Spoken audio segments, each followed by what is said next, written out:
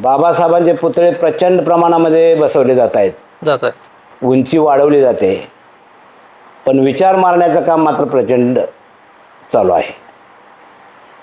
पुतळे महत्त्वाचे की विचार महत्त्वाचा हा फार मोठा प्रश्न आहे. पुतळे कधीही काढता येतात, पण विचार संपवता येत नाही. आणि म्हणून सध्याचं जे केंद्रातलं राज्य असेल, राज्यातलं सरकार असेल, केंद्रातलं सरकार असेल, हे बाबासाहेबांचे विचार कसे मारले जातील, जातीवाद कसा टिकेल, जातीचं स्पिरिट कसं वाढेल, या पद्धतीने ते सतत प्रयत्नशील आहे. त्याचं भान समाजाला असलं पाहिजे. म्हणजे जात टिकली तर ब्राह्मण्य टिकलं, जात टिकली तर हिंदू धर्म टिकला, हे मानसिकता डोक्यात ठेवून RSS वाले प्रत्येक समाजावर गाणी रचतायत आणि त्या जातीला गाणी देत आहेत.